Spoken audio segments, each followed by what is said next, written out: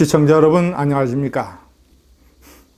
진중권 교수가 전광훈 목사와 사랑제일교회 그리고 광화문 8.15 집회 참가자들을 가르쳐서 이 기독교 반공주의를 매도하고 비판을 하고 있습니다. 그의 논지는 이렇습니다. 첫 번째, 기독교 반공주의는 보수 개신교단의 뿌리 깊은 병폐다. 두 번째, 이들의 사유는 정상이 아니다. 그런 집회의 정치적인 목적을 투영해 버린다. 세 번째, 황교안의 통합당이 이들 기독교 반공주의와 결탁을 하는 바람에 망했다. 이런 논리입니다. 이거 한마디로 기독교의 뿌리와 역사를 제대로 모르는 무지의 소치가 아닐 수 없습니다. 거듭 말씀드리지만 저는 기독교도가 아닙니다. 특정 종교를 가지고 있지 않습니다.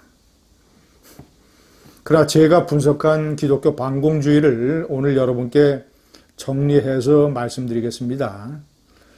첫 번째, 기독교는 왜 반공으로 흐르는 게 정상이며 반공주의가 기독교의 왜 주류 세력이 돼야 되느냐.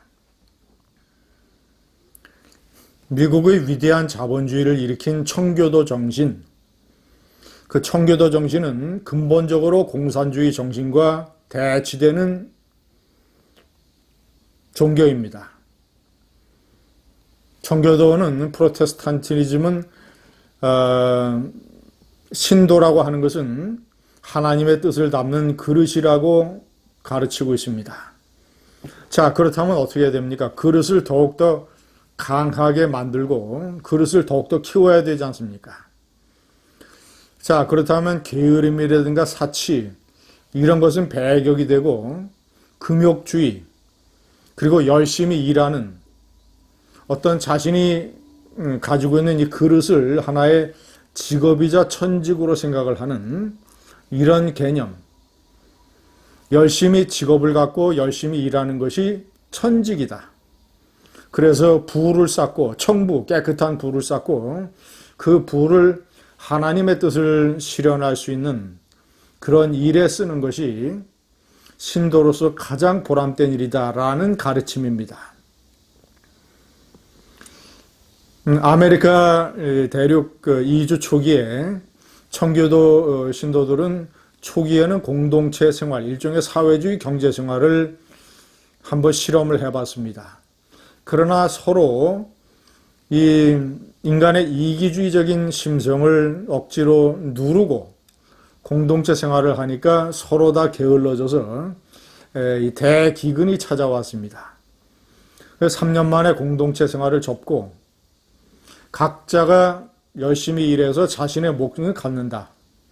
자유시장 경제, 자본주의 경제에 매진을 해서 지금의 이 위대한 자본주의 경제를 건설하게 된 것입니다.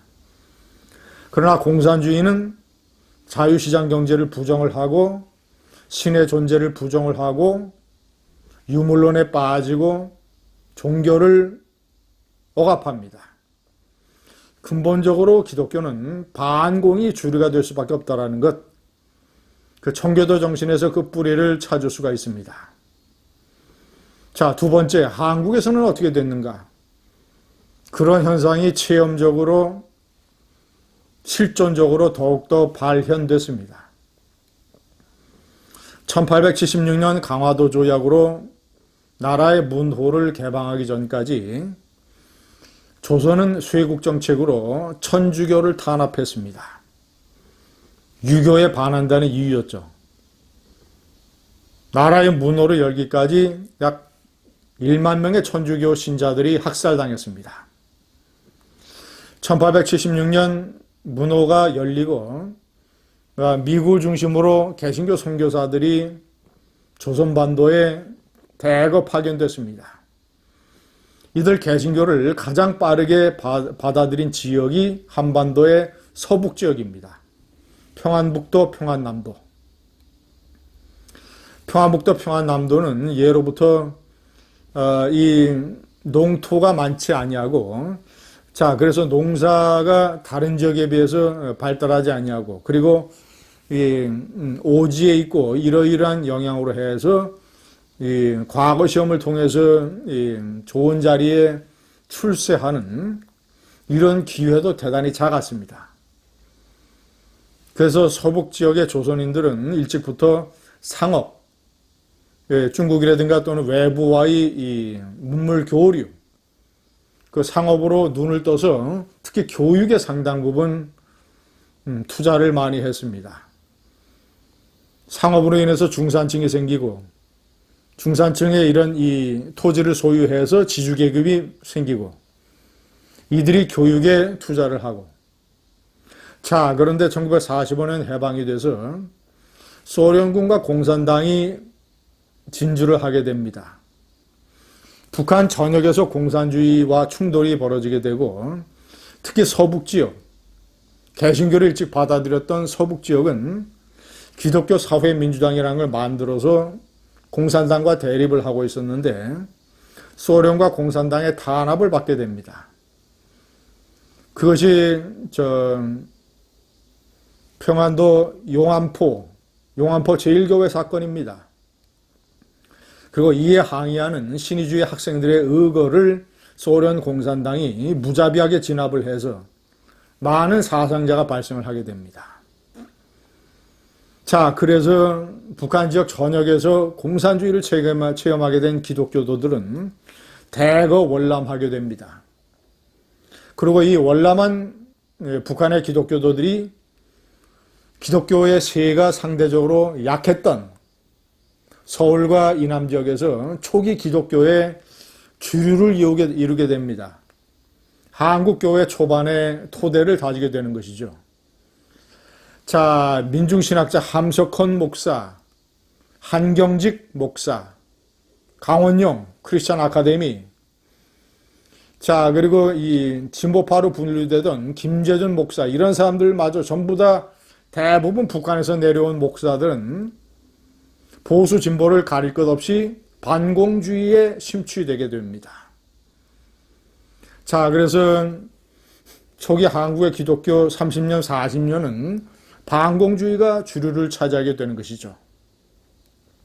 자, 그런데 1988년에 민주화가 일어나게 되고 기독교 교단 내에 진보주의자들을 중심으로 한국교회협의회라는 KNCC라는 이런 진보파 교계 단체가 생기게 되고 이들이 반공주의를 벌인다는 선언을 하게 됩니다. 기독교가 극단적인 반공주의에 사로잡혀서 여수 순천 사건이라든가 아니면 4.3 사건에서 우파가 좌파를 진압하는 데에 동원됐다. 이런 논리를 이들은 내세웠습니다.